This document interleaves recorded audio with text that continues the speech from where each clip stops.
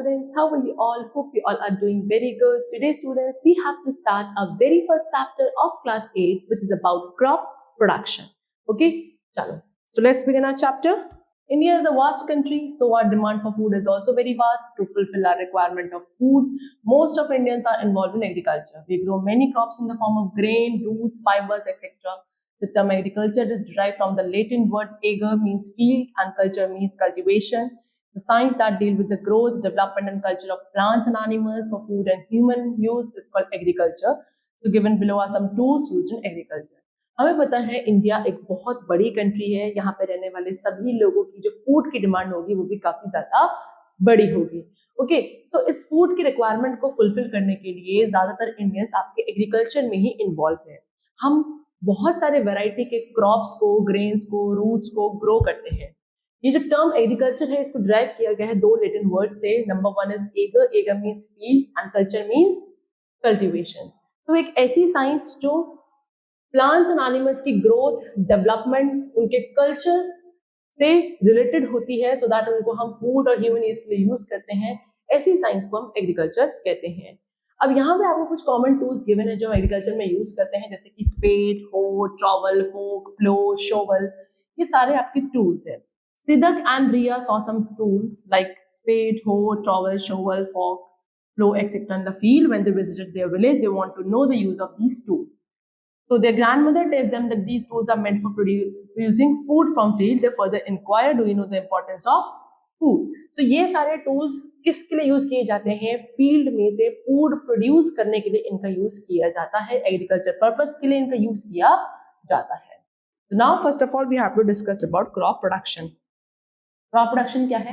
सो हमें पता है कि हमारे वहाँ जो ग्रोइंग ह्यूमन पॉपुलेशन है, फास्ट ग्रोइंग ह्यूमन पॉपुलेशन है, उनकी डिमांड जो है, फूड की डिमांड वो भी इंक्रीज होगी. सो हमें क्या एक काफी एक्सटेंसिव और इंटेंसिव क्रॉप प्रोडक्शन चाहिए. So you might be surprised to know that this type of crop production has already been started in our country since 1960. 1960 से हमारे वहाँ एग्रीकल्चर एक बहुत बड़े लेवल पे इस तरीके का प्रोडक्शन शुरू हो चुका था. और ये जो टाइप का क्रॉप प्रोडक्शन था जिसकी वजह से ग्रीन रेवोल्यूशन हमारी कंट्री में आया है ना, ये किसकी वजह से आया? कॉन्टिन्यूस जो एफर्ट्स थे डॉक्टर एम.एस. स्वामीनाथन, जो कि हमारे ग्रीन रेवोल्यूशन के फादर माने जाते हैं इंडिया में, उनके एफर्ट्स की वजह से हमारे वहाँ क्रॉप प्रोडक्शन बहुत बड़े स्केल पे प्रोड्यूस होना स्टार्ट हुआ. And this led to green revolution in the India. कुछ सक्सेसफुल क्रॉप प्रोडक्शन डिपेंड्स करते हैं कुछ फैक्टर्स के ऊपर. कौन सा क्रॉप प्रोडक्शन सक्सेसफुल रहेगा उसके लिए कुछ फैक्टर्स हैं विच आर डिपेंडेंट. जैसे कि पहला, understanding how crops grow and develop. Crops कैसे ग्रो करते हैं, डेवलप करते हैं, ये पता होना चाहिए. वेरियस न्यूट्रिएंट्स, क्लाइमेट और वाटर का क्या इफेक्ट होता है प्लांट की ग्रोथ पे, ये हमें अच्छे से नॉलेज होनी चाहिए. मॉडिफिकेशन और मैनेजमेंट हर एक फैक्टर का, सो that the field production or the yield production can be increased for the particular crop. This also we should know. So in order to provide food for a large population, regular production, proper management and distribution of food are necessary. ठीक है, चलो. So agriculture practices पे आते हैं. Crop क्या है? Crop एक term है जो कि use करी जाती है to describe a plant that is grown in large quantity, especially as food or fodder for livestock. Crop एक ऐसी टर्म है जो कि किसी प्लांट को डिस्क्राइब करने के लिए यूज करी जाती है. एक ऐसे प्लांट को डिस्क्राइब करने के लिए यूज करी जाएगी जो प्लांट बहुत बड़े स्केल पे ग्रो किया जाता है, या तो फूड के लिए फॉर द ह्यूमन बीइंग, या as a fodder for the livestock इसको यूज किया जाएगा. Example wheat, maize crop, cereal crop, vegetables, fruit crops. Okay, चलो अब क्रॉप्स का क्लासिफिकेशन करते हैं. तो इनको क्लासिफाई किया जाता है on the basis of season in which they are grown. As season depend on temperature, humidity and rainfall. किस सीजन में किस पर्टिकुलर क्रॉप को ग्रो किया जाता है उस बिहाफ पर हम इन क्रॉप्स को क्लासिफाई करते हैं, क्योंकि सीजन आपके डिफर करते हैं. सीजन भी सब एक जैसे नहीं होते हैं, उनमें टेम्परेचर, ह्यूमिडिटी, रेनफॉल सबकी डिफरेंट होती है. तो 3 कैटेगरीज के क्रॉप्स हैं जो जनरली ग्रो किए जाते हैं हमारी कंट्री में. तो crops can be of different types, है ना, डिफरेंट टाइप्स के हो सकते हैं. बेस्ड किस पे होंगे कि किस तरीके का प्रोडक्ट वो ईल्ड करते हैं. तो वो क्रॉप्स जो फूड के लिए ग्रो किए जाते हैं उनको हम फूड क्रॉप्स कहते हैं. Example cereals and pulses. Cereals में आपका wheat, rice, maize, barley, oats and bajra include होता है. पल्सेस होंगी gram, soyabean, peas, lentil, moong and arhar. अब वो क्रॉप्स जिनको कॉमर्शियल पर्पस के लिए ग्रो करेंगे उनको कैश क्रॉप्स कहेंगे. Cotton, jute, rubber, sugarcane, ये सब आपके फाइबर क्रॉप्स है और ये सारे कैश क्रॉप्स हैं क्योंकि इनको किसके लिए, कॉमर्शियल पर्पस के लिए ग्रो किया जाता है। फ्रूट्स की एग्जांपल गिवन है, plum, apple, mango, grapes, guava, papaya. Vegetables, onion, potato, spinach, tomato, cabbage, radish, cauliflower. Okay, spices भी हम ग्रो करते हैं, turmeric, ginger, clove, coriander, cardamom, pepper, saffron. Then beverages such as tea, coffee and cocoa, sugar cane है, sugar beet. Medicinal plant है कुछ, mint, deadly nightshade, belladonna, cinchona, isabgol, opium, poppy, rose. Then fibre crops में आता है jute, cotton, flex, हैम। Timber plants हैं, teak, okay, mahogany, शीशम। तो ये डिफरेंट टाइप्स के आपके प्लांट्स हैं जो कि ग्रो किए जाते हैं। Now the crops which are based on season, season पे जो क्रॉप बेस्ड है वो आपके दो ग्रुप्स में क्लासिफाइड करते हैं। नंबर वन, राबी क्रॉप्स। राबी क्रॉप्स शो किए जाते हैं नवंबर में और इनकी हार्वेस्टिंग होती है अप्रैल में, तो ऐसे क्रॉप्स को हम राबी क्रॉप्स कहते हैं। ये आपके मॉनसून रेन के ऊपर डिपेंडेंट नहीं होते हैं। Example, wheat, barley, mustard, gram and P. दूसरे होता है खारिफ क्रॉप्स। खारिफ क्रॉप्स कौन से क्रॉप्स हैं, जो कि सो यानी कि उनको सो किया जाता है जून में और हार्वेस्ट किया जाता है अक्टूबर में। ये आपके मॉनसून रेन के ऊपर डिपेंडेंट होते हैं। एग्जाम्पल, राइस, मेज, बाजरा, कॉटन, ग्राउंडनट, ये सब खारिफ क्रॉप्स के एग्जाम्पल्स हैं। Now we come to plant nutrients. तो just like animals, plants also require nutrients for their proper growth. यानी कि एनिमल्स को तो अपनी ग्रोथ के लिए न्यूट्रिएंट्स रिक्वायर्ड थे ही, लेकिन प्लांट्स को भी एक अच्छा एडिक्वेट अमाउंट ऑफ या nutrients and minerals are required so that their proper growth can be developed.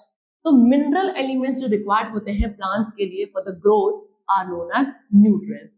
It has been found that 16 elements are required for the growth of plant. On the basis of the quantities required, the various elements needed for plants growth can be categorized into the following two types. तो हमने क्या observe किया है या क्या conclude करा है कि प्लांट्स की ग्रोथ के लिए कितने टोटल 16 एलिमेंट्स रिक्वायर्ड होते हैं। अब कितना क्वांटिटी ऑफ न्यूट्रिएंट उनको रिक्वायर्ड है, इस बेसिस पे हमने प्लांट्स को दो कैटेगरीज में डिवाइड किया है। नंबर वन, प्लांट्स नहीं, उनके न्यूट्रिएंट्स को दो कैटेगरी पे डिवाइड किया गया है। नंबर वन, मैक्रो न्यूट्रिएंट्स, तो वो मिनरल एलिमेंट्स जो प्लांट्स को काफी लार्ज अमाउंट में रिक्वायर्ड होते हैं उनको मैक्रो न्यूट्रिएंट्स कहा जाता है। ये प्लांट बॉडी की ग्रोथ के लिए रिक्वायर्ड होते हैं। कितने, 8 होते हैं टोटल नंबर में, that is carbon, nitrogen, hydrogen, phosphorus, sulphur, potassium, magnesium and calcium. ये काफी हाई या लार्ज क्वांटिटी में रिक्वायर्ड है for the proper growth of plant. Next is micro nutrients.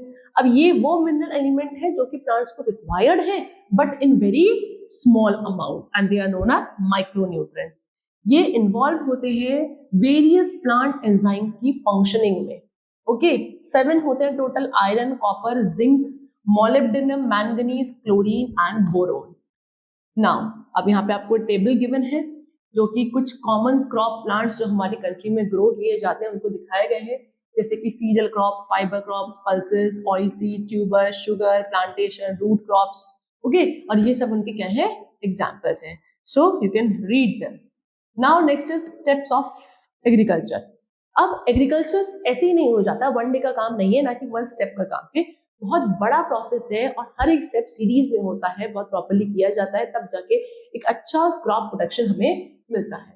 तो क्या गिवन है कि to raise a crop a farmer has to carry out some important basic steps in his field and to do these steps various implements are required which are discussed here under। ठीक है, बहुत सारे क्या implements required होते हैं जो कि आपके यहाँ गिवन है। सबसे पहले preparation of the soil, soil को प्रिपेयर किया जाता है। कैसे प्रिपेयर किया जाता है, सबसे पहला स्टेप है किसी क्रॉप को ग्रो करने के। हमें पता है जो टॉप सॉइल होती है वो सबसे ज्यादा फर्टाइल लेयर है सॉइल की, इसको लूज किया जाता है प्रॉपरली, इसमें एयर स्पेसेस बनाए जाते हैं सो दैट जो रूट्स है वो प्रॉपरली अंदर तक पेनिट्रेट करेंगी। और जो ये प्रोसेस है जहां पे आप सॉइल को लूज करते हो, टर्न करते हो, this process is known as ploughing और टिलिंग। तो प्लोइंग क्या है, लूज करना या ओवरटर्न करना सॉइल को सो दैट वो एरिटेड हो, ग्रोथ हो सके ऑर्गेनिजम्स की जो उसके अंदर रहेंगे प्रॉपरली। इस प्रोसेस को प्लोइंग या टिलिंग कहा जाता है। जब बहुत ज्यादा ड्राई सॉइल हो जाती है तो वाटर की भी किया जाता है प्लोइंग से पहले। अब इसके क्या बेनिफिट्स हैं, एक तो रूट्स प्रॉपरली डीपली पेनिट्रेट कर पाती है इनटू द सॉइल। दूसरा, जो लूज सॉइल होती है वो हेल्प करती है रूट्स को so that roots easily breathe कर सके in the deep soil. Loose soil क्या करती है, अर्थवॉर्म को भी हेल्प करती है और बाकी सारे माइक्रो ऑर्गेनिजम्स को भी ग्रो करने में हेल्प करती है। अर्थवॉर्म्स को फार्मर का फ्रेंड कहा जाता है क्योंकि ये क्या करते हैं, सॉइल को टर्न करते हैं, फिर उसमें न्यूट्रिएंट्स ऐड करते हैं इन the form of excreta. Plus जो वीड्स होते हैं सॉइल में से वो बाहर निकल जाते हैं by the process of ploughing. Fertilizers properly mix हो जाते हैं सॉइल के अंदर, ठीक है। उसके बाद जो बड़े बड़े लम्स होते हैं सॉइल के, उनको ब्रेक किया जाता है छोटे छोटे पार्टिकल्स में, क्या करने से पहले, सीड को सो करने से पहले। मेन एग्रीकल्चर इंप्लीमेंट जो इसके लिए यूज किए जाते हैं वो है प्लो, को एंड कल्टीवेटर, ठीक है।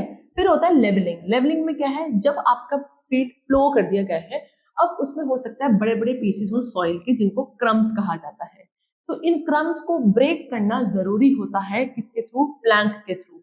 ओके, फील्ड को प्रॉपर्ली लेवल किया जाता है सोइंग के लिए, फिर उसके बाद इरिगेशन भी होगा, पानी की फैसिलिटी भी उसमें डाली जाएगी, तो उसके लिए प्रॉपर्ली उसको सो करना जरूरी होता है ना। तो दैट मीन्स अब ये जो सॉइल की लेवलिंग करी जाती है किसके थ्रू करी जाती है, लेवलर के थ्रू करी जाती है, ठीक है।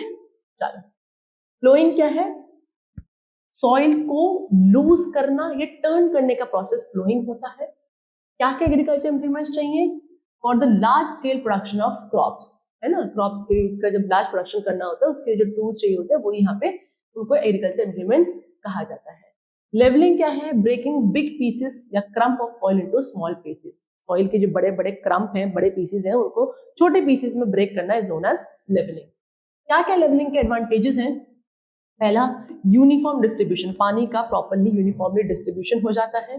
प्लस जो लूजेंड सॉइल थी ऊपर की तरफ वो अच्छे से कंप्रेस हो जाती है, सो दैट सॉइल का इरोजन नहीं होगा।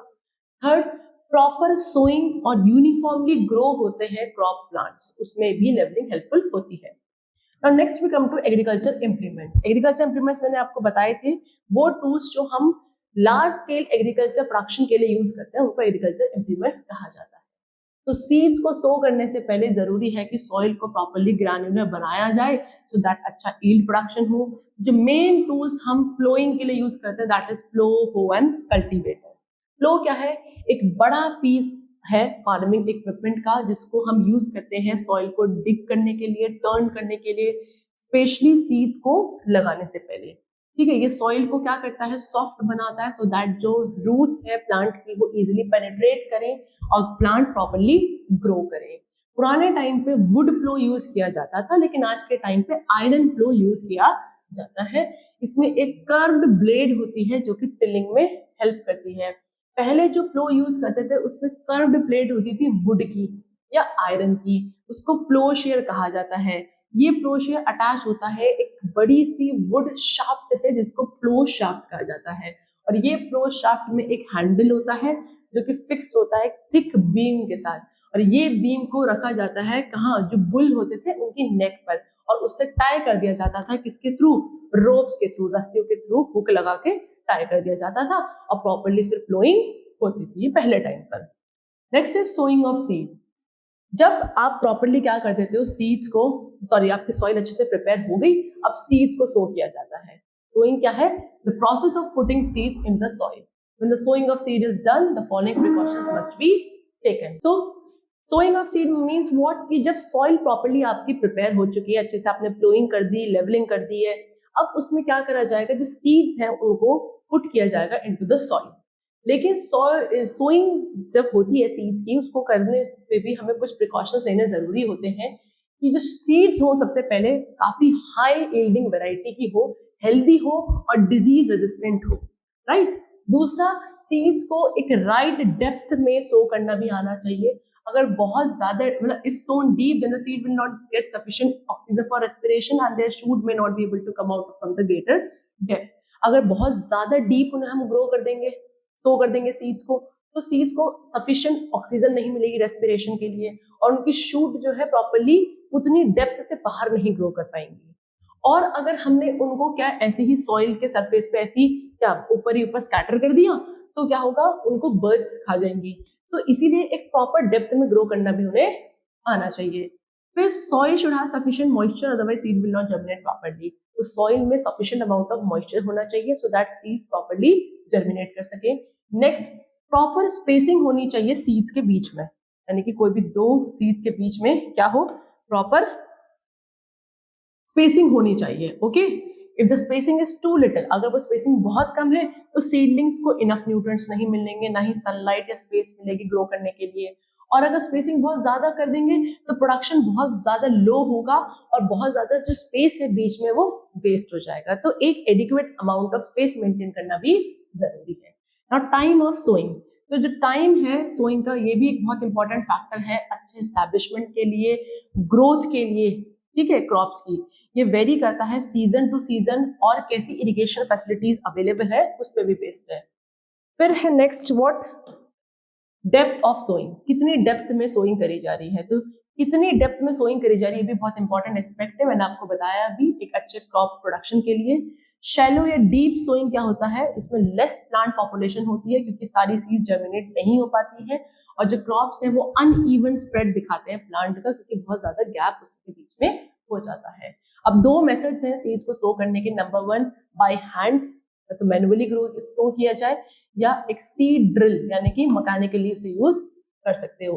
हैंड्स के थ्रू कैसे सीड को सो किया जाता है, जब हम हैंड्स के थ्रू सीड्स को सो करते हैं उसको हम ब्रॉडकास्टिंग कहते हैं। इस मेथड में सीड्स को ऐसे ही फील्ड में फार्मर क्या एक जगह खड़े होकर ऐसे ऐसे स्कैटर कर देते हैं, है ना। इस मेथड में थोड़े डिसएडवांटेजेस होते हैं कि जो सीड्स हैं वो प्रॉपरली डिस्ट्रीब्यूट नहीं होती हैं फील्ड में, प्लस हो सकता है कि सीड एक ही जगह पे क्लस्टर हो जाए, दूसरी जगह पे बिल्कुल भी ना पहुंचे, राइट। तीसरा, सीड हो सकता है राइट प्लेस पे ना जाए जिसकी वजह से इजीली क्या हो सकता है उनको बर्ड्स वगैरह खा जाए, अगर प्रॉपरली अंदर नहीं गई है तो ऊपर ऊपर में तो बर्ड्स खा जाएंगी, है ना। मेज, व्हीट, बार्ले, मस्टर्ड, ये जितनी भी सीड्स होती हैं ये यूजुअली इसी मेथड के थ्रू सो करी जाती है।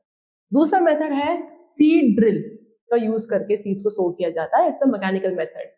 सीड ड्रिल क्या है, एक फनल शेप्ड ओपनिंग है जिसमें एक लॉन्ग ट्यूब होती है, ये ट्यूब अटैच होती है प्लो के साथ। तो सीड्स को इस फनल के अंदर डाला जाता है, फिर जैसे जैसे प्लो सॉइल के अंदर क्या करेगा, फरो बनाता चलेगा, सीड्स उसके अंदर डिपॉजिट कर दी जाएंगी एक राइट डिस्टेंस पे और एक राइट डेप्थ में सॉइल के अंदर बाय द ड्रिल। ये जो मेथड है सीड्स को सो करने का bye using a seed drill वो ज्यादा बेटर है ब्रॉडकास्टिंग मेथड्स के कंपैरिजन में, क्योंकि यहाँ पे जो सीड्स है वो एक रेगुलर इंटरवल में और एक प्रॉपर डेप्थ में सो करी जाती है। साथ ही ये जो मेथड है सोइंग का काफी फास्ट और इकोनॉमिकल है। जितनी भी टाइप की सीड्स है एक्सेप्ट जो बहुत लाइट वेट सीड होंगी उनको छोड़कर ज्यादातर सारी सीड्स आप इस मेथड के थ्रू ग्रो सो कर सकते हो। ये आपका ट्रेडिशनल मेथड है सोइंग का और ये सीड ड्रिल के थ्रू सीड को क्या किया जा रहा है, सो किया जा रहा है। नेक्स्ट है sowing of seedling by transplantation method. Transplantation method के थ्रू कैसे हम सीड को सो करते हैं, कुछ सर्टेन क्रॉप्स हैं जिनकी सीड्स डायरेक्टली फील्ड में सो नहीं करी जाती हैं, यानी कि इनको पहले आपको नर्सरीज में सो करना पड़ता है और फिर जो उनकी सीडलिंग्स मिलती हैं उनको हमें फील्ड में ट्रांसफर करना पड़ता है, इसको हम ट्रांसप्लांटेशन कहते हैं, ठीक है। अब इस मेथड के भी कुछ एडवांटेजेस हैं। ये जो आपका मेथड है सीड्स को सो करने का, इसके कुछ एडवांटेजेस हैं क्या, कि इसमें जो फार्मर्स हैं वो हेल्दियर वाली सीडलिंग्स को ही ग्रो करेंगे आगे, है ना। प्लस आपका रूट और जो शूट सिस्टम है प्लांट का वो बेटर डेवलप हो पाता है, प्रॉपर स्पेसिंग मिलती है प्लांट्स के बीच में so that proper sunlight, water और न्यूट्रिएंट्स प्लांट्स को मिल सके। प्लस क्या है, जो ट्रांसप्लांटेशन मेथड के थ्रू प्लांट्स ग्रो किए जाते हैं उसमें कौन कौन से एग्जांपल्स है, example rice, chillies, brinjal, tomato, onion, cauliflower etcetera, ठीक है। चलो now next we come to manuring. Manuring क्या है, after soil preparation the next step is manuring. Manuring is the process of adding nutrients to the soil in the form of manure and fertilizer. Some nutrients are necessary for the growth of plant. In the absence of nutrient the plants can be weak and may not give good production. जब soil एक बार prepare हो जाती है फिर उसमें next step जो होता है manuring का होता है, यानी कि manure को add किया जाता है soil पे। अब मैन्योरिंग है क्या, इसमें हम जो न्यूट्रिएंट्स हैं जो सॉइल या प्लांट की प्रॉपर ग्रोथ के लिए रिक्वायर्ड होते हैं उनको सॉइल में ऐड किया जाता है, किसकी फॉर्म में, either in the form of manure और in the form of fertiliser, ठीक है। क्योंकि बहुत सारे ऐसे न्यूट्रिएंट्स हैं जो प्लांट की ग्रोथ के लिए नेसेसरी होते हैं और अगर ये न्यूट्रिएंट्स एब्सेंस होंगे तो प्लांट्स आपके वीक हो जाएंगे और अच्छा प्रोडक्शन आपको नहीं मिलेगा। ओके, चलो ना, व्हाट इज मैन्योर। मैन्योर एक नेचुरल सब्सटेंस है जो किसकी से मिलता है, कैटल डंग, ह्यूमन वेस्ट और प्लांट रेसिड्यू के डिकम्पोजिशन से।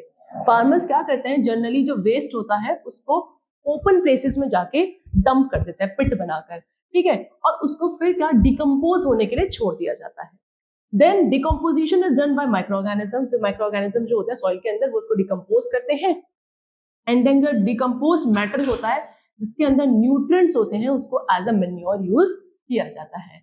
वो मैन्योर जो हमें नेचुरल सोर्सेज के थ्रू मिलता है उसको हम नेचुरल फर्टिलाइजर बोलते हैं, और ये हम क्या कंपोस्टिंग या फिर वर्मी कंपोस्टिंग मेथड के थ्रू भी प्रिपेयर कर सकते हैं। Next is fertilizer. फर्टिलाइजर आपके मैन मेड इनऑर्गेनिक कंपाउंड्स है जो कि सिर्फ स्पेसिफिक न्यूट्रिएंट्स को ही सप्लाई करेंगे टू दी सॉइल, ठीक है। बड़े बड़े फील्ड्स में जब कल्टीवेशन करा जाता है तो नेचुरल फर्टिलाइजर्स सफिशिएंट नहीं होते हैं क्या करने के लिए, सॉइल के अंदर जो न्यूट्रिएंट्स कम है उनको क्या करने के लिए, कंपेंसेट करने के लिए।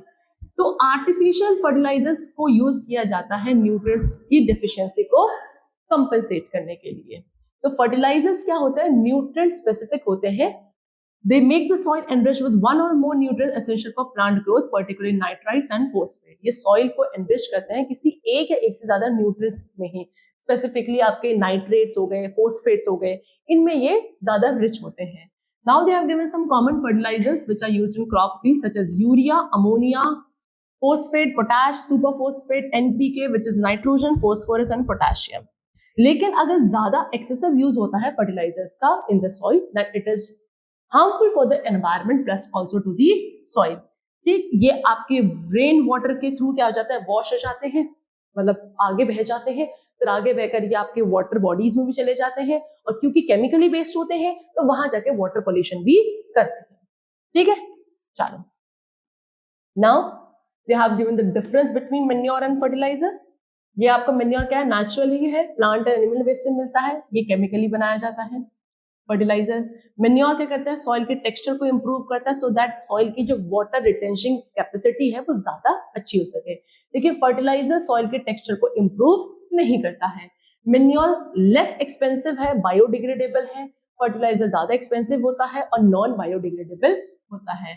Manure is less rich in plant nutrient and is not nutrient specific, यानी कि ये क्या प्लांट न्यूट्रिएंट में लेस रिच होता है और किसी न्यूट्रिएंट स्पेसिफिक के लिए नहीं बनाया गया होता है, सभी तरीके के न्यूट्रिएंट्स इसमें इंटरमिक्स होते हैं। लेकिन फर्टिलाइजर काफी रिच होते हैं प्लांट न्यूट्रिएंट्स में, like nitrogen, phosphorus and potassium. इनका जो रिएक्शन होता है मैन्योर्स का काफी लो होता है ऑन द सॉइल, फर्टिलाइजर्स काफी क्विक रिएक्शन के साथ बिहेव करते हैं। मैन्योर्स क्या करते हैं, सॉइल फ्रेंडली माइक्रोब्स को इंक्रीज करते हैं, लेकिन फर्टिलाइजर्स क्या करते हैं, कोई भी माइक्रोब्स ऐड नहीं करते सॉइल में। मैन्योर्स लार्ज क्वांटिटीज में रिक्वायर्ड है, फर्टिलाइजर स्मॉल क्वांटिटीज में रिक्वायर्ड होते हैं, ठीक है। प्लस नेक्स्ट क्या है, farmers also replenish the lost nutrients of the field bye growing the crops in rotation. Crop rotation is done bye growing different crops in alternate season. Green manuring is also a practice of enriching the soil by plowing or burying the green plants into the soil. Legumes, that is leaves of bushes and small plants, are allowed to decompose in the field. Rhizobium bacteria present in the root nodules of leguminous plant trap atmospheric nitrogen and make it available from the plants. Crops like rice, maize, sugarcane, wheat, cotton, etc. require large quantities of nutrients to grow healthy, so are raised in green manure field. अब farmers क्या करते हैं, fields की कुछ lost nutrients को replenish करते हैं, क्या करके, क्रॉप्स को रोटेशन वाइज भी ग्रो करके। क्रॉप रोटेशन एक ऐसा मेथड है जहां पे आप ऑल्टरनेट सीजन के अंदर डिफरेंट टाइप्स के क्रॉप्स को ग्रो करते हो। ग्रीन मैन्योरिंग भी है एक प्रैक्टिस जिसके थ्रू सॉइल को एनरिच किया जाता है, यानी कि जो ग्रीन प्लांट्स होते हैं उनको सॉइल के अंदर डंप कर दिया जाता है, फिर वो अपने आप डिकम्पोज होके क्या ग्रीन कॉम्पोस्ट प्रिपेयर कर लेते हैं। इस तरीके से भी सॉइल को न्यूट्रिएंट एनरिच किया जाता है। कुछ लेग्यूम्स या फिर जो बुशेस होती हैं, लीव्स की छोटे छोटे प्लांट्स होते हैं, उनको फील्ड में डिकम्पोज कर दिया जाता है। राइजोबियम बैक्टीरिया हमने सुना होगा, लेग्यूमिनस प्लांट्स की रूट नोड्यूल्स के अंदर प्रेजेंट होता है, जिसका काम होता है एटमॉस्फेरिक नाइट्रोजन को ट्रैप करके सॉल्यूबल फॉर्म में कन्वर्ट करना, सो दैट प्लांट्स उसको अपनी ग्रोथ के लिए यूज कर सकें, ठीक है। राइस, मेज, शुगर केन, व्हीट, कॉटन, ये सबको क्या चाहिए, काफी large amount of nutrients required होता है हेल्दी ग्रो करने के लिए, तो इनको ज्यादातर ग्रीन मैन्योर्ड फील्ड्स में ग्रो किया जाता है। चलो, so now we come to the topic disadvantages of manure. So manure क्या है student? It is made up from dung of farm and slurry of water and dung whose decomposition forms the manure. It can cause environmental pollution as it causes evolution of gases like CH4, CO2 and H2S. So manure किससे बनाया जाता है? जो slurry water होता है या जो farm से dung निकलता है या किसी भी ऐसे एनिमल के जो डंग डिकम्पोज हो सकता है उन सब से मिलकर मैन्योर तैयार किया जाता है। अब जब हम मैन्योर को प्रिपेयर करते हैं तो बहुत सारे एनवायरमेंटल पोल्यूशन को कॉज करता है मैन्योर। क्यों? क्योंकि जब मैन्योर का फॉर्मेशन होता है तो कुछ हार्मफुल गैसेस का एवोल्यूशन होता है such as CH4, CO2 and H2S. These all are harmful gases and they cause air pollution in the environment. Now disadvantages of fertilizer. Fertilizer के क्या disadvantage हैं? So सबसे पहली चीज, the application of too much fertilizer results in the leaching of nitrates and phosphates into rivers causing eutrophication. Nitrate groundwater find their way into drinking water which may be harmful. So क्या बोल रहे हैं कि जब हम बहुत ज़्यादा fertilisers का यूज़ करते हैं तो उससे नाइट्रेट्स, फोस्फेट्स जैसे जो हार्मफुल केमिकल्स है ये रिवर्स में क्या कर दिए जाते हैं, डिस्चार्ज हो जाते हैं और then they cause eutrophication. Nitrate ground water जो होता है सारा अपना खुद तरीका देख लेता है कि वो ग्राउंड वाटर में चला जाता है और फिर ड्रिंकिंग वाटर को क्या करता है, सारा कंटेमिनेट कर देता है and then drinking water becomes harmful to us. Now advantages of manure. Manure के क्या क्या एडवांटेजेस है? पहला कि ये सॉइल को ऑर्गेनिक मटेरियल से एनरिच करता है, माइक्रो ऑर्गेनिज्म की ग्रोथ में हेल्पफुल है, वाटर की होल्डिंग कैपेसिटी को प्लांट के थ्रू जो वाटर होल्डिंग कैपेसिटी उसको इंक्रीज करता है, सॉइल का टेक्सचर इंप्रूव करता है, क्रॉप प्रोडक्शन इंक्रीज करता है and aggregates the soil by making it porous. Soil को पोरस बनाता है सो दैट वो एरिटेटेड हो जाती है, ज़्यादा एयर स्पेसेस उसमें फिल हो जाते हैं। तो इस तरीके से आपने देखा कि जो मैन्योर का यूज है वो सॉइल के टेक्सचर को इम्प्रूव करता है प्लस उसकी वाटर रिटेनिंग कैपेसिटी को भी इंक्रीज करता है। सॉइल के अंदर जितने भी न्यूट्रिएंट्स की डेफिशिएंसी है उनको रिप्लेनिश किया जाता है बाय दी मैन्योर। दूसरा जो मेथड है सॉइल को रिप्लेनिश करने का with nutrients is to by avoiding the cultivation of the same crop year after year. It can be done by growing another crop alternately. This is called crop rotation. Earlier, farmers in northern India used to grow legumes as fodder in one season and wheat in the next season. This helped in replenishment of soil with nitrogen.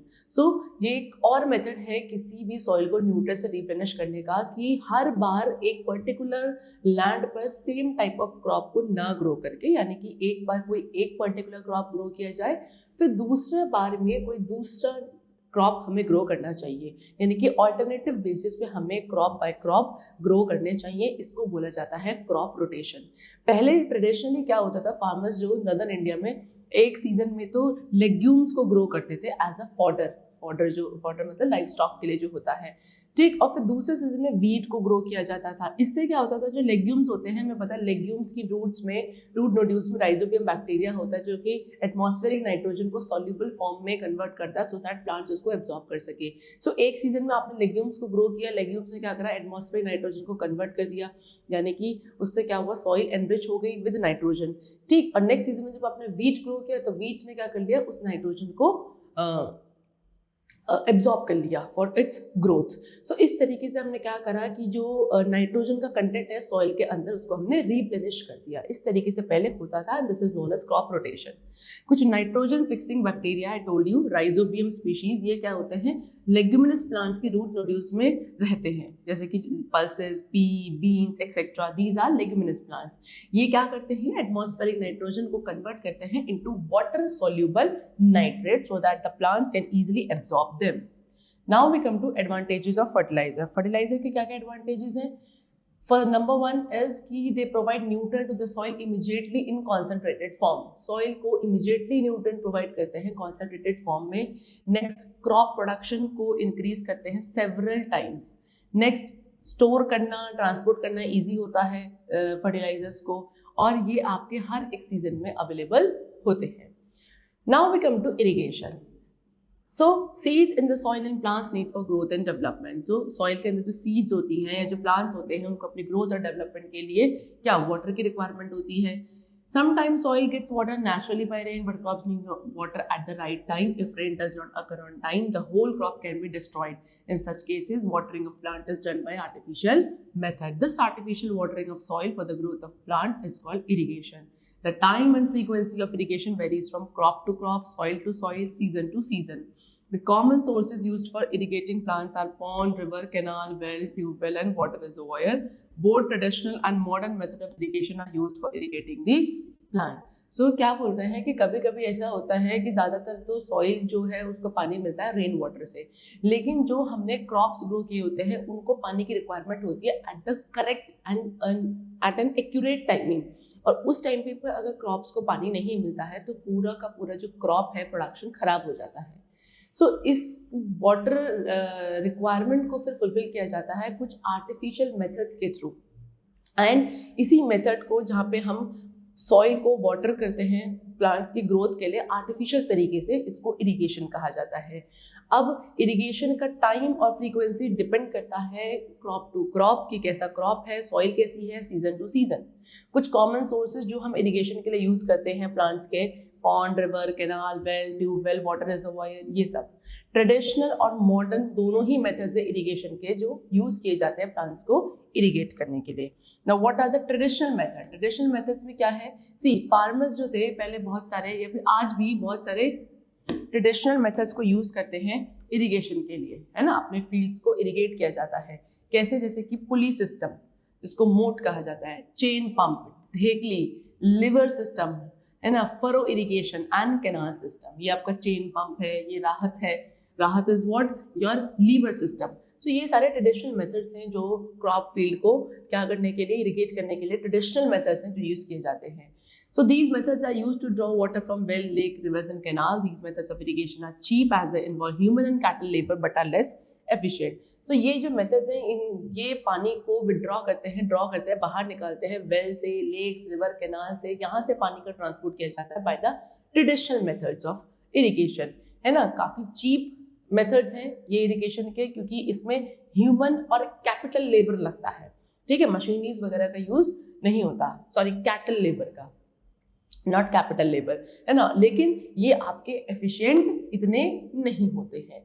अब modern irrigation methods पे आते हैं, तो इन methods में electric Motors का use किया जाता है सो दैट वाटर और ज्यादा इकोनॉमिकली और एफिशिएंटली यूज हो, ठीक। अब कुछ मॉडर्न मेथड्स ऑफ इरिगेशन हमें डिस्कस करने हैं, जिसमें कि नंबर 1 है स्प्रिंकलर सिस्टम।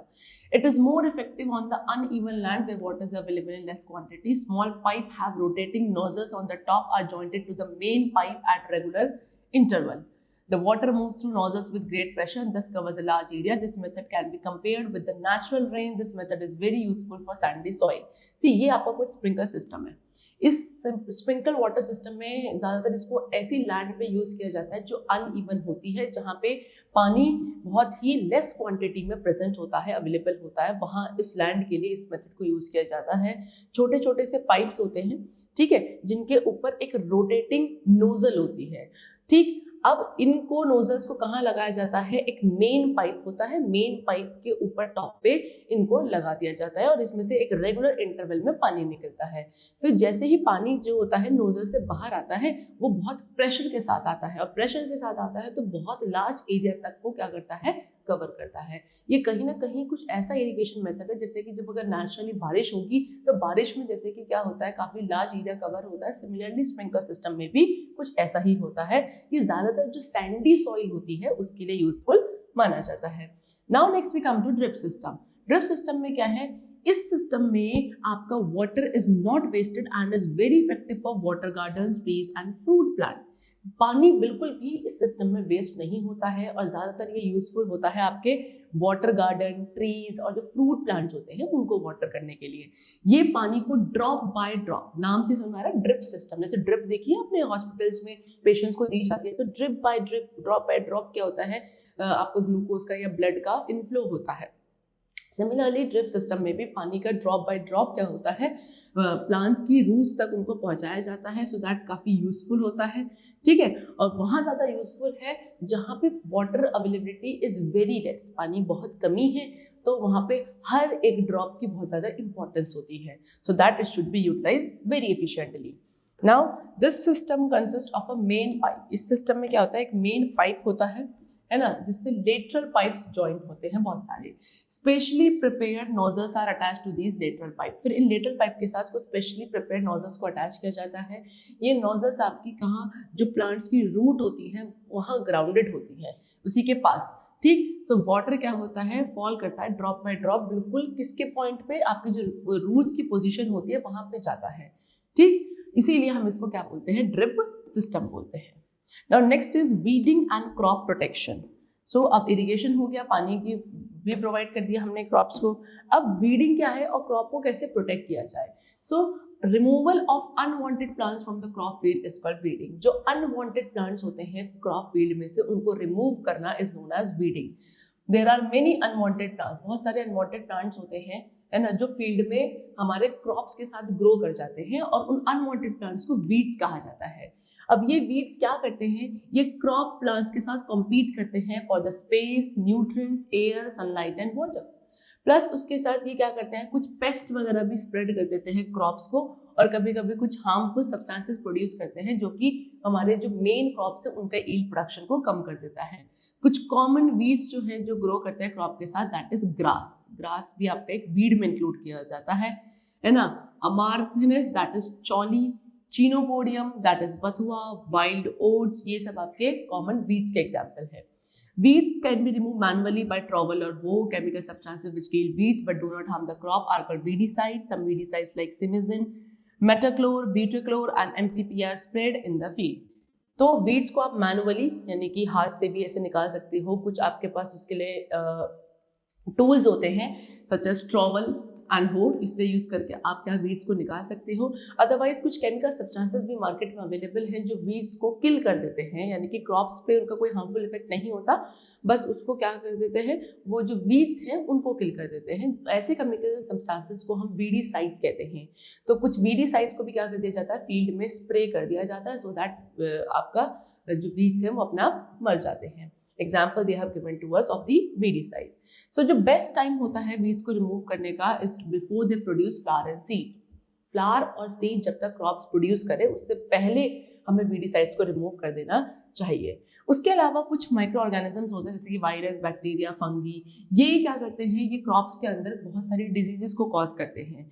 छोटे छोटे एनिमल्स हैं such as rat, bird, insects, ये भी क्या करते हैं, क्रॉप्स को डिस्ट्रॉय करते हैं। सो एक ऐसा ऑर्गेनिज्म जो क्रॉप्स को डिस्ट्रॉय करता है उसको हम बोलते हैं पेस्ट। ओके, चलो अब ये paste can be controlled by spraying pesticides. इनको हम कैसे कंट्रोल कर सकते हैं, पेस्टिसाइड स्प्रे करके, ठीक। तो मार्केट में बहुत सारे कॉमन पेस्टिसाइड्स हैं such as DDT, BHC, malathion, warfarin, है ना, ये सब आपके पेस्टिसाइड्स हैं। इनको आप क्या कर सकते हैं, अपने स्प्रे करके फील्ड में इनको कंट्रोल कर सकते हैं। However, weedicides and pesticides are poisonous chemicals and they have some disadvantages. अब ये दोनों ही आपके weedicide, pesticide क्या होते हैं, काफी poisonous substances होते हैं, तो इनके कुछ disadvantages भी हैं, जैसे कि health of farmers can get affected by their continuous exposure to their chemical. जो farmers होते हैं उनके खुद की health भी affect होती है क्योंकि वो continuously किसके contact में रहते हैं, आपके इन केमिकल्स के कांटेक्ट में रहते हैं, इनके साथ एक्सपोज करते हैं। सो इस वजह से क्या हो सकता है कि इनकी हेल्थ पे भी इफेक्ट आ सकता है फार्मर्स की। Next, traces of these chemicals may retain in harvested crop and can reach to our food plate, so thorough washing should be done before using them. तो ये केमिकल्स क्योंकि हो सकता है जो हमने क्रॉप्स एट लास्ट हार्वेस्ट किए हैं उनके अंदर भी इसका कुछ हार्मफुल इफेक्ट रहे और फिर वो क्या पकने के बाद हमारे खाने तक भी पहुंच जाए। सो इससे प्रॉपरली इनको हमें क्या, इन क्रॉप्स को अच्छे से वॉश करके ही हमें कुक करके यूज करना चाहिए, खाना चाहिए। Now the next is harvesting. So अब क्या है, the process of cutting and gathering mature crop is called harvesting. Means crop is mature, it is cut and gathered. Harvesting of cereal crop is either done manually with the help of a sickle और a combined machine harvester used for harvesting and threshing the crop. After harvesting, grains are beaten out from the crops. The process of removing grains from the crops by beating is called threshing. After threshing, the grains have to be separated from the chaff. This can be done manually by the process called winnowing. So, जब आपका mature हो जाते हैं crops properly, अब उनको क्या करना, cut करना और सारे मेच्योर क्रॉप को गैदर करना, इकट्ठा करना, इसको हम बोलते हैं हार्वेस्टिंग। जब क्रॉप मेच्योर हो जाता है उसको कट किया जाता है, इकट्ठा किया जाता है, फिर उसके बाद जितने भी सीरियल क्रॉप्स हमने हार्वेस्टिंग करते हैं वो या तो हम कैसे कर सकते हैं, मैनुअली कर सकते हैं सिकल या कंबाइन के साथ। इन सॉरी सिकल के थ्रू, ये आपके सिकल है, या तो इसके थ्रू आप मैनुअली क्या कर लें, क्रॉप्स की हार्वेस्टिंग करें, या फिर आपके पास एक कंबाइंड मशीन हार्वेस्टर आता है जो कि हार्वेस्टिंग के लिए और क्रॉप्स की थ्रेशिंग के लिए यूज किया जाता है, उससे आप क्या कर सकते हैं, इसको कर सकते हैं। यानी कि जब एक बार हार्वेस्टिंग कर ली जाती है, फिर उन क्रॉप्स में से जो ग्रेन वाला पार्ट होता है उसको हमें बाहर निकालना होता है। बाहर कैसे निकाला जाता है, उनको बीट करके, ठीक है। सो ये जो प्रोसेस है जहां पे हम ग्रेन्स को रिमूव करते हैं फ्रॉम द क्रॉप्स, कैसे, bye beating them, it is called threshing. फिर थ्रेशिंग के बाद जो ग्रेन्स होते हैं उनको शाफ्ट वाला पार्ट जो होता है उससे रिमूव करना होता है, सेपरेट करना होता है, और ये जो प्रोसेस है इसको आप मैनुअली करते हो by the process known as winnowing. तो ये तो है थ्रेशिंग, यानी कि जब आपने एक बार काट ली, फिर उसको ऐसे बीट करा जा रहा है और क्या किया जा रहा है, ग्रेन्स को सेपरेट किया जा रहा है फ्रॉम द हार्वेस्टेड क्रॉप। फिर जब वो निकल गए, फिर उसमें से शाफ्ट को इस तरीके से विनोइंग मेथड के थ्रू सेपरेट किया जा रहा है, ठीक है। सो इस प्रोसेस में क्या होता है, विनोइंग में the mixture is dropped on the ground from a height, the shaft being lighter blows away with the wind, the heavier grains fall straight on the ground and are separated. Winnowing can also be done by using a winnowing machine. So winnowing method में actually इसमें होता क्या है, ये manually है winnowing करने का तरीका, कि आप वो जो आपके ग्रेन्स हैं जिसमें शाफ्ट में मिक्स्ड है, पूरा मिक्सचर को आप एक हाइट पे ऐसे करके क्या करेंगे, नीचे की तरफ गिराएंगे। तो उसमें से जो शाफ्ट वाला पार्ट है, क्योंकि वो काफी लाइट होता है, तो वो विंड की डायरेक्शन में फ्लो करके सेपरेट चला जाता है, और जो ग्रेन्स होता है क्योंकि वो हेवी होते हैं, वो डायरेक्टली नीचे स्ट्रेट फॉल करते हैं। इस तरीके से शाफ्ट को ग्रेन वाले पार्ट से सेपरेट कर दिया जाता है। आप इस विनोइंग मेथड को, एक मशीन आती है मार्केट में, दैट इज विनोइंग मशीन, उसके थ्रू भी किया जा सकता है। This is the manual method and this can be done with the machinery also. Now next we come to storage of grain. अब हमने क्या कर लिया, हार्वेस्टिंग भी कर ली, अब ग्रेन्स को स्टोर किया जाएगा। सो जो फ्रेश क्रॉप होते हैं उनमें थोड़ा सा मॉइस्चर प्रेजेंट होता है, सो ग्रेन्स को क्या करना पड़ता है, स्टोर करने से पहले प्रॉपर्ली ड्राई करना पड़ता है, सो दैट उसमें कोई भी माइक्रो ऑर्गेनिज्म की ग्रोथ ना हो। If freshly harvested grains either not stored without drying them, then they may get spoiled or may they lose their germination capacity.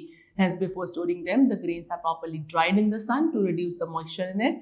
This prevents the attack by insects, pests, bacteria and fungi.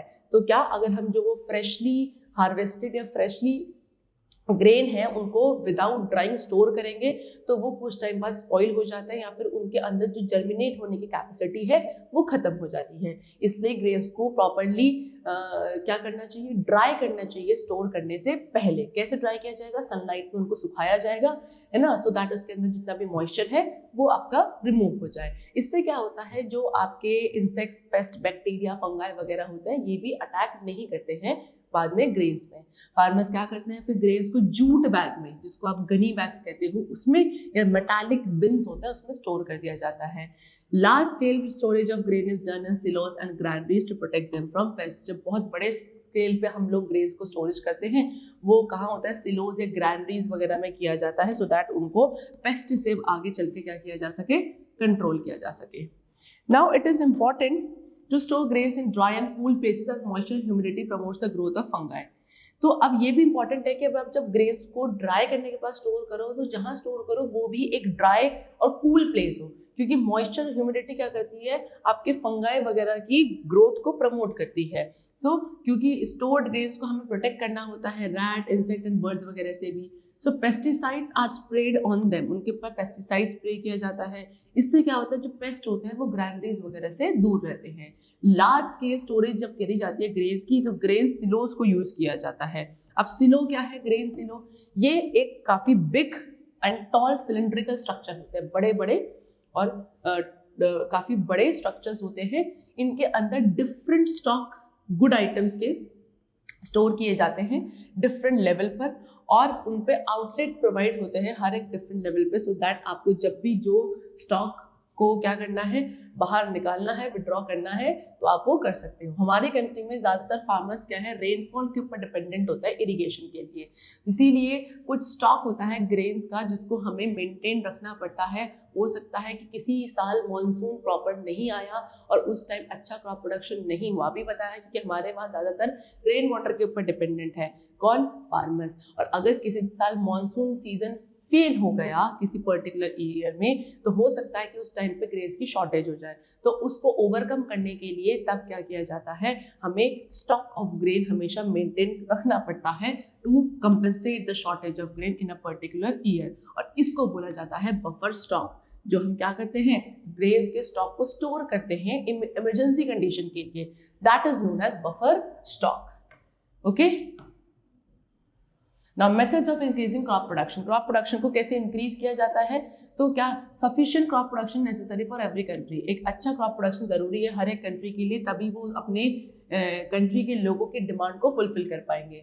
तो जो systematic application होता है basic agriculture practices का और new techniques का crop production में, उससे हम हर सीजन में एक अच्छा गुड यील्ड प्रोडक्शन कर सकते हैं। अच्छी variety of seeds, crop rotation, mixed farming, ये क्या इनको अगर हम अच्छे सिलेक्शन करते हैं तो ये कुछ अच्छे मेथड्स हैं जिससे हम क्रॉप प्रोडक्शन को इंक्रीज कर सकते हैं, जिसमें कि नंबर 1 इज हाइब्रिडाइजेशन। हाइब्रिडाइजेशन क्या है कि जो एग्रीकल्चर रिसर्चर्स हैं they are continuously trying to obtain new varieties of crop. ये क्या करते हैं, हमेशा नए वैरायटी के क्रॉप्स को आइडेंटिफाई करने की कोशिश करते हैं बाय एक्सपेरिमेंट।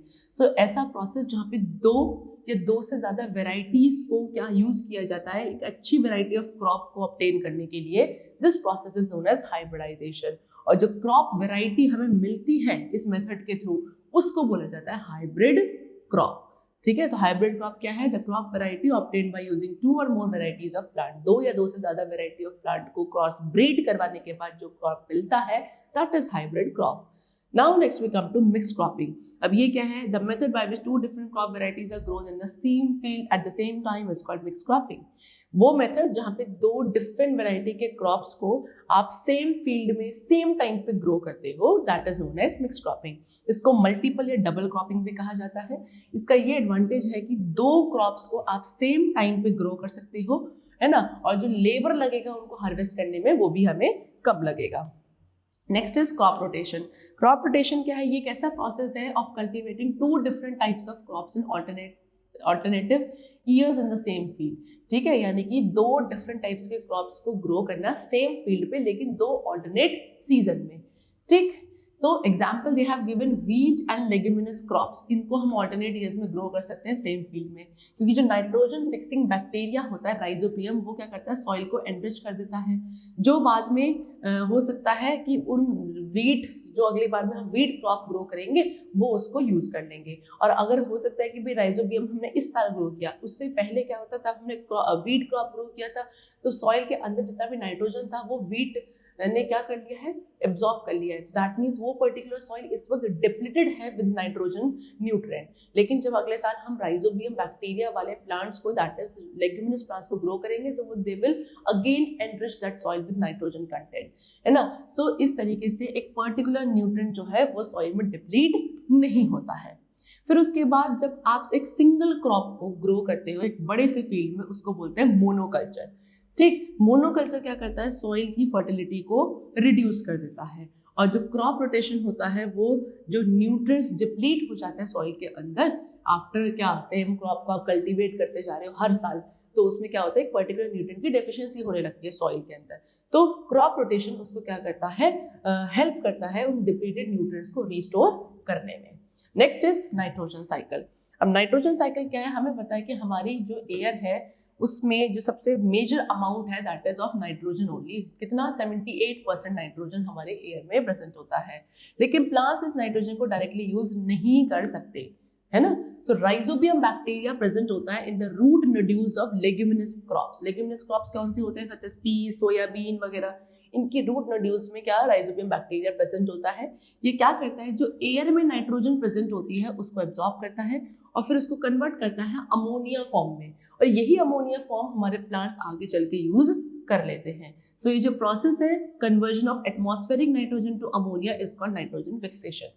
ठीक है, यानी कि जो नाइट्रोजनस एटमॉस्फेरिक नाइट्रोजन को कन्वर्ट किया जाता है into ammonia so that the plants can absorb them, this process is known as nitrogen fixation. Now next, nitrogen fixation जो होता है इस बैक्टीरिया के through is taken up by the plants and stored in their tissues as plant protein.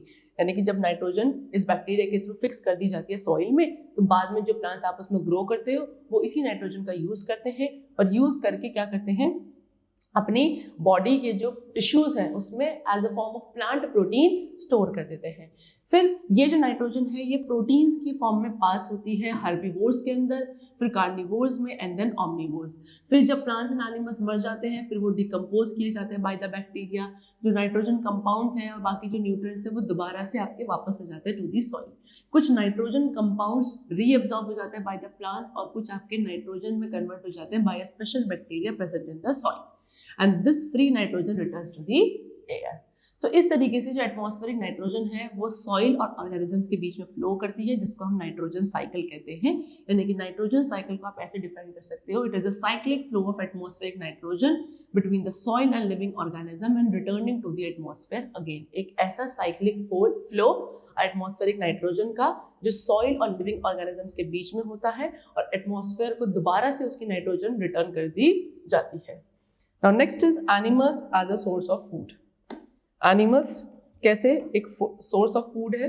So हमें पता है animals भी एक important source of food है हमारे लिए, जैसे कि plants है। तो क्या क्रॉप प्रोडक्शन की तरह ही हम लोगों को एनिमल्स को भी प्रॉपर्ली रेज करना पड़ता है, क्योंकि हमें उनसे फूड मिलता है।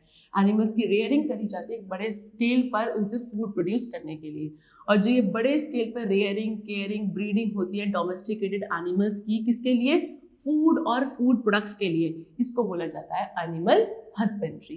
ठीक है, सो अब ये जो एनिमल्स हम लोग डिफरेंट पर्पसेस के लिए रेज करते हैं अंडर एनिमल हस्बेंड्री, उन एनिमल्स को लाइव स्टॉक कहा जाता है। सो अब हम पढ़ेंगे कुछ फूड आइटम्स के बारे में जो हमें एनिमल से मिलते हैं, जैसे कि सबसे पहले मिल्क।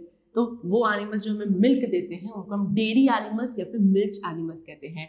काऊ, बफलो, ये सब कुछ मेन मिल्च एनिमल है। कुछ और एनिमल्स और हैं जो हमें मिल्क देते हैं, such as goat and camel. The milk of these animals is used to produce milk product. अब इन एनिमल से मिलने वाला जो मिल्क है ये मिल्क प्रोडक्ट्स बनाने के लिए भी यूज किया जाता है, such as ghee, butter, curd and cheese. फिर मिलता है मीट। तो वो एनिमल्स जो हमें मीट प्रोवाइड करते हैं they are mainly goat, chicken and fish. कुछ और भी सोर्सेज हैं मीट के ह्यूमन बींग्स के लिए, such as sheep, prawn, shrimp etcetera. Next is eggs. Eggs किससे मिलता है? हेन, डक, टर्की, ये सब आपके पोल्ट्री बर्ड्स हैं। ठीक है, यानी कि हमें एग्स प्रोवाइड करते हैं।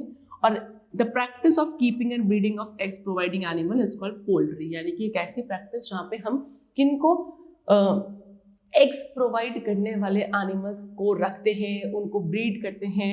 This practice is known as poultry. Poultry products काफी रिच सोर्सेज होते हैं प्रोटीन्स के। Next is Honey. हनी में क्या है? The insects which provide us honey are honey bees. We all know, है ना, कुछ इंसेक्ट्स होते हैं जो हमको हनी प्रोवाइड करते हैं और हम उन्हें क्या बोलते हैं? हनी बीज बोलते हैं। हनी बीज क्या करती हैं? हनी कलेक्ट करती हैं अपने बी हाइव के अंदर। ठीक, and then the rearing of honey bees for large scale production of honey is called apiculture. जब फिर हम हनी बीज को रेयर करते हैं सो दैट हमें एक बड़े स्केल पे हनी मिल सके, तो that practice is known as apiculture. ठीक है, चलो, so the chapter is completed. We have discussed the various step by step that how we produce the crops on a large scale. कैसे एग्रीकल्चर, क्या क्या एग्रीकल्चर प्रैक्टिसेस है, कैसे वो करी जाती हैं. We have discussed the chapter very carefully. I hope the chapter was very clear to you. We'll meet you very soon. Till then, take care and thank you everyone.